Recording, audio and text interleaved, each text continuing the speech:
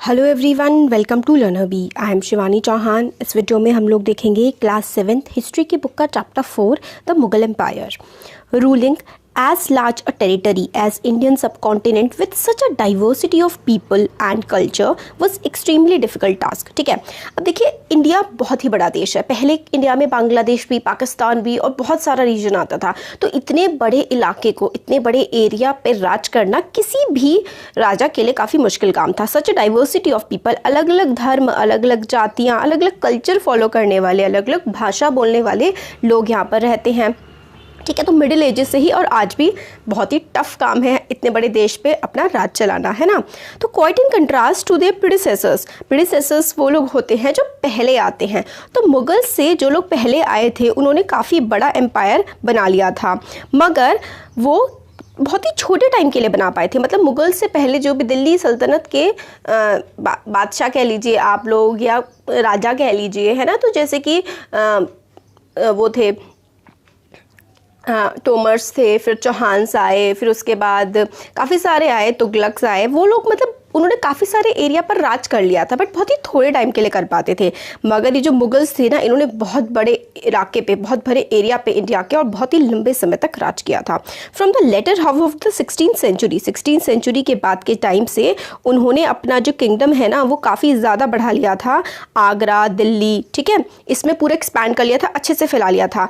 और 17th century आते आते उन्होंने लगभग पूरे के पूरे सब कॉन्टिनेंट पे अपना कब्जा कर लिया था। सब कॉन्टिनेंट मतलब क्या है? इंडिया भी है इसमें, बांग्लादेश भी है, पाकिस्तान भी है, ईरान, मतलब अफगानिस्तान से लेकर के ईरान तक का पार्ट ना जो है इनके कब्जे में होता था। मतलब उसको ये रूल करते थे मुगल्स। उन्होंने काफ़ी सारे एडमिनिस्ट्रेशन के जो स्ट्रक्चर्स थे, गवर्नेंस के जो आइडियाज़ थे, वो काफ़ी ज़्यादा चेंज करे, नए नए ये रूल्स लेकर के आए। Living a political legacy that succeeding rulers of the sub continent could not ignore. और इस तरीके से इन्होंने कई सारे रूल्स बनाए, गवर्नेंस का स्ट्रक्चर चेंज करा। मतलब जो राज्य की व्यवस्था चलाने का तरीका काफ़ी इन्होंने उसमें बदलाव किए, काफ़ी अच्छी चीज़ें बनाई। पॉलिटिकल लेगेसी का क्या मतलब है? देखिए, इस शब्द का ये मतलब होता है कि आज भी हम उस चीज़ का इस्तेमाल कर रहे हैं। ऐसी लेगेसी मतलब ऐसी परंपरा सी वो छोड़ गए हैं। जैसे कि आज हमारे जो देश के प्राइम मिनिस्टर हैं वो एड्रेस करते हैं, मतलब देश को संबोधन करते हैं। कहाँ से? रेड फोर्ट से। जब हमारा इंडिपेंडेंस डे होता है 15 अगस्त के दिन, जो प्रधानमंत्री हैं वो लाल किले पर खड़े होकर ही जो अपना भाषण देते हैं। और लाल किला किसने बनाया था? रेड फोर्ट बनाया था मुगल एम्परर्स ने। ठीक है, देखिए रेड फोर्ट है और यहीं पर जो है भाषण दिया जाता है 15 अगस्त के दिन। तो अब ये मुगल्स थे कौन? मुगल्स जो है ना डिसेंडेंट्स थे। डिसेंडेंट्स का मतलब होता है कि कहाँ से ये आते हैं। तो डिसेंडेंट जैसे कि आपके ग्रैंडफादर हैं, ठीक है, आप अपने ग्रैंडफादर के ना डिसेंडेंट हो गए। ठीक है, तो इनके डिसेंडेंट कौन थे मुगल्स के? इनकी 2 ग्रेट लीनिएज ऑफ रूलर्स थे, मतलब काफ़ी बड़े परिवारों से आते थे। अपनी माँ की साइड से ये गेंगीस खान, जो गेंगीस खान था या फिर उसे कई बार चंगेज़ खान भी कहते हैं, उनके डिसेंडेंट थे, जो कि मंगोल रूलर थे, मंगोलिया के थे। और वो काफ़ी उन्होंने चाइना के एक बहुत बड़े पार्ट पे और सेंट्रल एशिया, जो कजाकिस्तान, उज़्बेकिस्तान वाला जो रीजन है, बहुत बड़े इलाके में इन मंगोल्स ने शासन किया था। तो ये मदर की साइड से तो मंगोल से रिलेटेड थे, और फादर की साइड से जो है ये तिमूर के सक्सेसर्स थे। तिमूर जो है वो ईरान के रूलर थे। ईरान, इराक और जो टर्की है ना आज के टाइम का, उस पर जो है तिमूर शासन किया करते थे।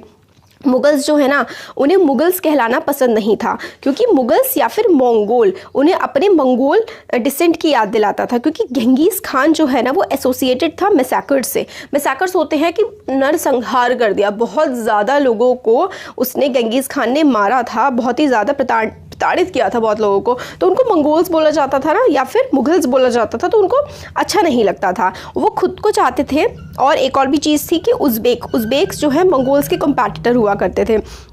उज़्बेक से मुगल्स की भी काफ़ी ज़्यादा लड़ाई होती थी।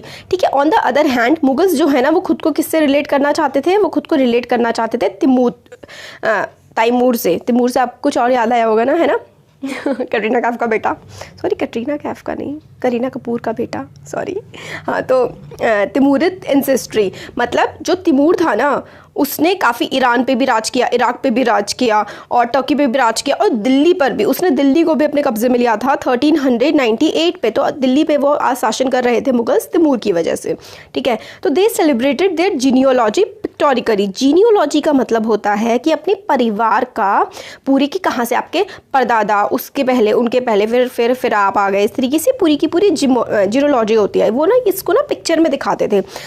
तो तिमूर को बीच में बैठा दिखाते थे। यहाँ पे देखिए, ये बीच में है तैमूर और फिर इधर इधर आगे आने वाले शासक, ठीक है, अकबर तक पहुंच जाएंगे। फिर उससे भी आगे आने वाले शासक जो हैं वो ये जीनियोलॉजी करके दिखाता है, जैसे कि इसमें हमें बताया गया है। ये ऊपर देखिए मिनिएचर पेंटिंग। मिनिएचर पेंटिंग वो होती थी जो छोटे में बनाई जाती थी, मतलब जो इंसान का एक्चुअल साइज़ है ना उससे 1/6 साइज़ की ये मिनिएचर पेंटिंग होती थी। तिमूर और उसके डिसेंडेंट्स जो है मुगल एम्परर के, वो हमें दिख रहे हैं। सेंटर में तिमूर है, ठीक है, और उसके राइट में, इसके जो राइट साइड में है ना, ये मीर शाह वगैरह इनके जो बेटे हैं। मीर शाह जो फर्स्ट मुगल एम्परर के ग्रेट ग्रेट ग्रैंडफादर थे, परदादे थे बाबर के, ठीक है। बाबर का बेटा हुमायूं, हुमायूं का अकबर था, है ना। तो देन था अबू सैद, मतलब इनकी पूरी की पूरी फैमिली की ये बता रखा है कि ये इस तरीके से फैमिली के सारे लोग हैं, ठीक है। इस तरीके से पिक्चर्स अपनी बनवाया करते थे। ये मुगल आर्मी का कैंपेन है, लड़ाई करने आ रहे हैं इसका। अब देखते हैं मुगल मिलिट्री कैंपेन्स, मतलब मुगल्स जो हैं वो किस तरीके से अपनी सेना के साथ जाकर के अटैक करते थे, लड़ाई करते थे। बाबर जो था ना वो पहला मुगल एम्परर था और बाबर ने कब शासन किया था इंडिया पे? 1526 से लेकर के 1530 के बीच में, सिर्फ 4 साल, ठीक है।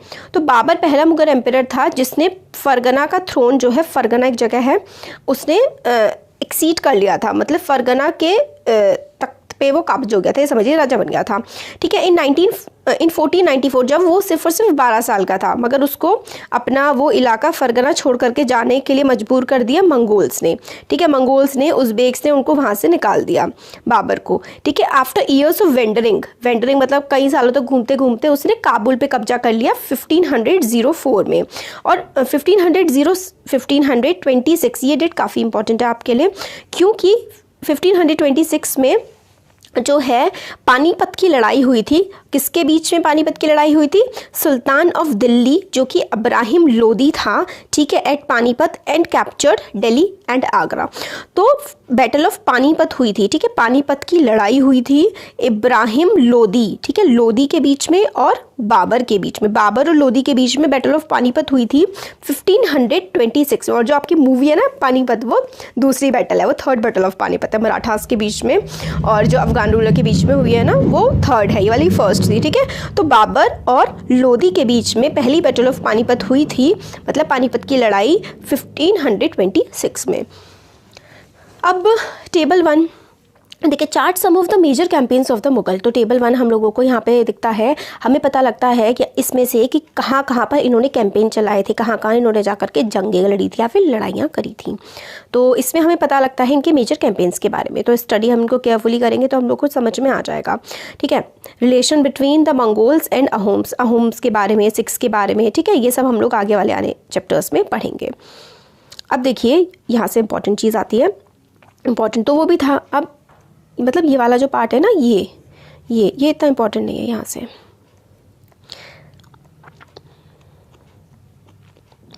तो ये लड़ाई है। जो फिगर 4 है, cannons were an important addition in the 16th century. Cannons, तोपें, जो तोपें है ना वो कौन लेके आया था? बाबर लेके आया था, ठीक है। पहली बैटल ऑफ पानीपत जो थी ना उसमें बाबर ने तोपों से लड़ाई करी थी और इसी वजह से वो जीता था। कैनन्स का इस्तेमाल फर्स्ट बैटल ऑफ पानीपत में हुआ था हमारे देश में, और किसने किया था? बाबर ने किया था।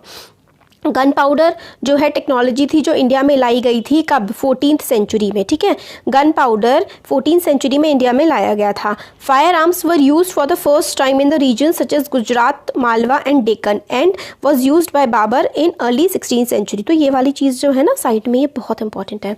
सबसे पहले ये बात की पानीपत की लड़ाई में सबसे पहले कैनन्स का इस्तेमाल हुआ था हमारे देश में, और गन का पाउडर लाया गया था 14th सेंचुरी में, और गुजरात, मालवा, डेक्कन में इसका सबसे पहले फायर आर्म्स का मतलब बंदूकों का इस्तेमाल किया गया था, ठीक है। और बाबर ने कैनन्स का इस्तेमाल किया था 16th सेंचुरी में, 1526 में। अब आपको एक चीज़ कंफ्यूजन होती होगी, देखिए यहाँ पे तो 15 है और आप इसे 16th सेंचुरी कह रहे हैं, तो देखिए ऐसा ही होता है, मतलब जो 16th है ना उससे एक साल पहले।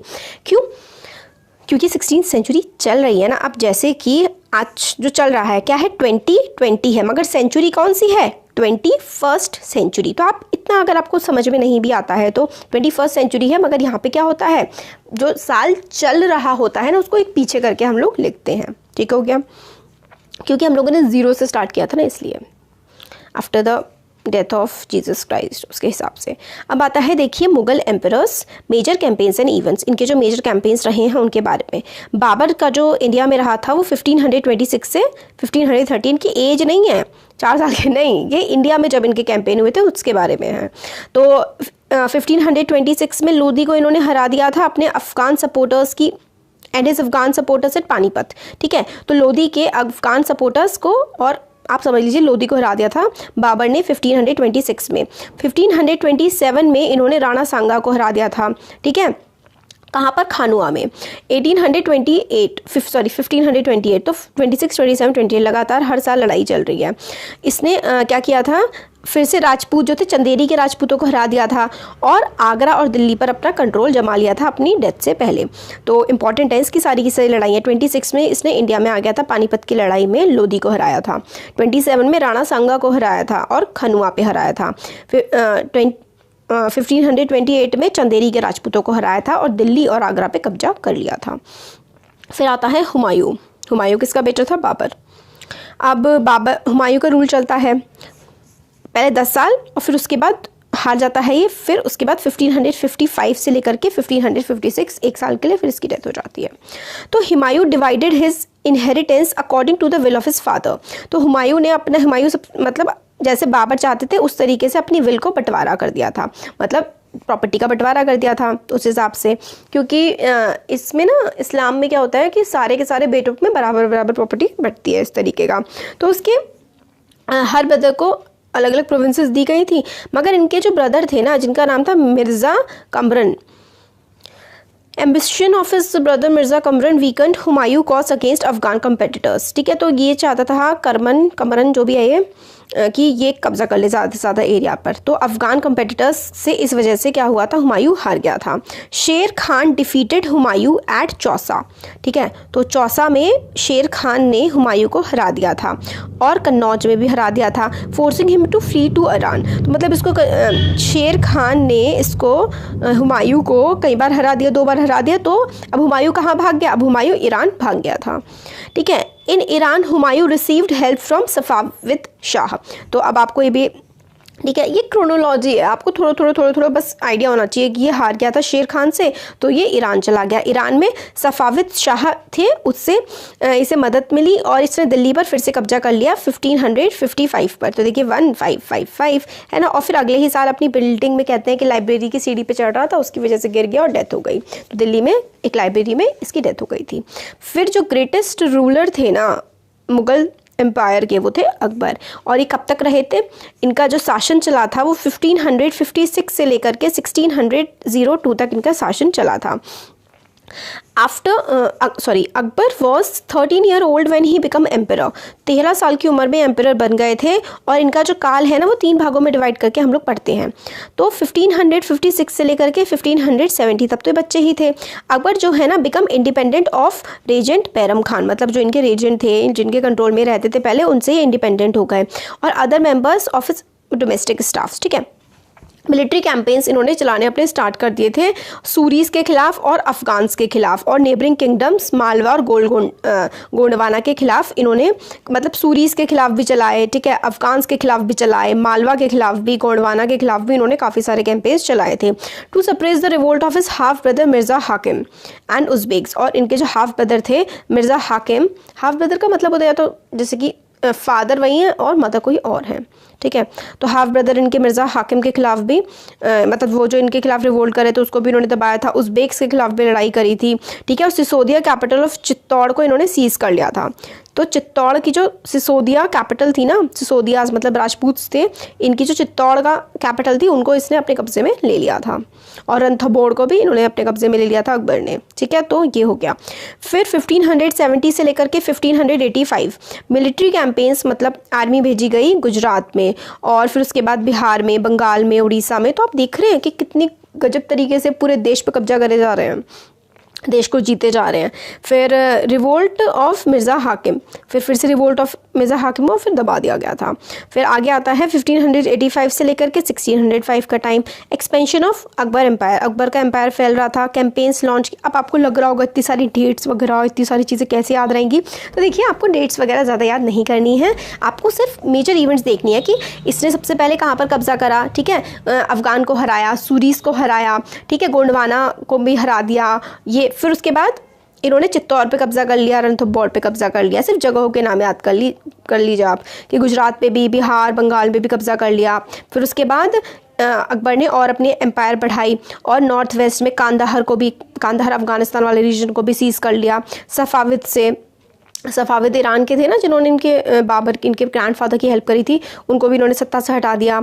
कश्मीर को भी इन्होंने कब्जे में ले लिया, काबुल को भी ले लिया। और डेथ ऑफ मिर्ज़ा हाकिम जो था वो भी हो गई थी, जो परेशान करे जा रहा था वो भी मर गया था अब। फिर उसके बाद डेक्कन में कैंपेन स्टार्ट करे, खानदेश भी इन्होंने अपने अंडर कर लिया, अहमदनगर भी कर लिया, ठीक है। In the last year of his rain Akbar was distracted by the rebellion of Prince Salim the future emperor Jahangir. मतलब लास्ट टाइम में अकबर जब बूढ़े हो रहे थे अपनी लास्ट ईयर्स में, जो सलीम थे ना, जिनको जहांगीर के नाम से जाना गया, वो रिबेलियन कर दिया था, विद्रोह कर दिया था अपने पिताजी के खिलाफ उन्होंने, तो काफ़ी थोड़ा लास्ट में परेशान रहे थे। आपको पता है जहांगीर हो गया, शाहजहाँ हो गया, औरंगज़ेब हो गया, ये सारे के सारे राजपूत रानियों के बेटे थे। मतलब वो राजपूत थी और इनके फादर तो यही लोग थे, मुगल्स। हाँ, तो जहांगीर किसके बेटे हुए? जहांगीर का नाम पहले सलीम था, जहांगीर बेटे थे अकबर के। Military campaigns started by Akbar continued, मतलब जो अकबर ने मिलिट्री कैंपेन्स स्टार्ट करे थे वो इन्होंने जहांगीर ने आगे बढ़ाए, ठीक है। सिसोदिया रूलर्स जो थे मेरवाड़ के जैसे कि मेरवाड़, अमर सिंह एक्सेप्टेड मुगल सर्विस, ठीक है। अमर सिंह जो थे मेवाड़ के, उन्होंने सर्विस एक्सेप्ट कर ली कि भाई वो अब मुगल्स के साथ काम करेंगे। और लेस सक्सेसफुल, सिख के खिलाफ ये लोग ज़्यादा कुछ नहीं कर पाए, अहोम्स के खिलाफ भी नहीं कर पाए और अहमदनगर के खिलाफ भी मतलब इतने ज़्यादा कुछ ये नहीं कर पाए। अब प्रिंस खुर्रम, ठीक है, फ्यूचर एम्परर शाहजहाँ, ठीक है, प्रिंस खुर्रम का नाम शाहजहाँ था, rebelled in the last year of his reign. The efforts of Noor Jahan, Jahangir's wife, to marginalize him were unsuccessful. ठीक है, इसमें ये हुआ था, देखिए मुगल्स ने ना लास्ट ईयर्स में आकर के, मतलब इनके बेटों ने इनके खिलाफ विद्रोह कर दिया था, ज़्यादातर के साथ यही हुआ। तो जहांगीर के बेटे प्रिंस खुर्रम, जो आगे जाकर के जिनको शाहजहाँ कहा गया, उन्होंने इनके खिलाफ विद्रोह कर दिया था। अब शाहजहाँ का टाइम आ गया। डेक्कन का रीजन ना, देखिए ये होता है यहाँ पर वाला जो है ना रीजन, महाराष्ट्र और इधर महाराष्ट्र वाला रीजन, इधर थोड़ा कर्नाटक का, इधर थोड़ा आंध्र प्रदेश का, ये डेक्कन रीजन है, ठीक है। तो कैंपेन स्टार्ट किए गए थे डेक्कन के अंदर, शाहजहाँ ने कैंपेन्स काफ़ी सारे चलाए थे अपने, और अफ़गान नोबल खान जहान लोदी ने जो रिबेल किया था उसको इन्होंने हरा दिया था। और फिर बुंदेल्स के खिलाफ, अहमदनगर, इसमें भी आपको नाम याद रखना है कि किस किस को हराया और किस किस को मतलब नहीं हरा पाए, वो सारे के सारे। ओरछा को भी सीज़ कर लिया इन्होंने, और बल्ख और उज़्बेक्स को भी ये सीज़ करने गए थे काफ़ी दूर की तरफ अपने देश से बाहर निकल के, बट वो नहीं कर पाए। And Kandahar was lost to Safavids. अब खांदाहर भी जो इन्होंने जीत लिया था ना, वो सफ़ाविद से फिर से वापस ले लिया। किसके टाइम में? शाहजहाँ के टाइम में, ठीक है। अहमदनगर जो है वो फाइनली अब इन्होंने कब्जा कर लिया था, बीजापुर भी इन्होंने अपने कब्जे में ले लिया था। फिर वही हुआ, ठीक है, there was a conflict over succession amongst Shah Jahan son. अब शाहजहाँ के बेटे, ये औरंगज़ेब, इसने बड़े अत्याचार किए लोगों पे। तो शाहजहाँ के जब रेन ख़त्म होने वाला था, जब ये बूढ़ा हो गया था, तो इसके बेटों ने खूब विद्रोह किया। ये शाहजहाँ चाहता था अपने बेटे दारा शिकोह को राजा बनाना चाहता था, मगर औरंगज़ेब ने अपने भाई दारा शिकोह को मार दिया और शाहजहाँ को, अपने फादर को क्या किया, आगरा के जेल में इन्होंने, आगरा की मतलब जेल ही हो गई थी, आगरा का फोर्ट था उसमें कैद कर दिया था Aurangzeb. In the north east region में अहोम्स आर डिफीटेड। अहोम्स नहीं हराए जा रहे थे किसी से, औरंगज़ेब ने हरा दिया, बट फिर से रिबेलियन जो है उन्होंने फिर से कर दिया। फिर नॉर्थ वेस्ट में आता है पंजाब वाला रीजन। तो सिखों के खिलाफ और अगेंस्ट द यूसुफजाईज और सिखों के खिलाफ टेम्परेरी सक्सेसफुल हुआ, मगर फिर से वो लोग पावर में दोबारा आ गए।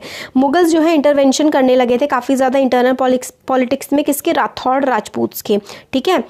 मारवाड़ लेड टू रिबेलियन, अब मारवाड़ ने भी रिबेलियन कर दिया क्योंकि मुगल्स काफ़ी ज़्यादा दखलंदाजी करने लगे थे उनके कामकाज में।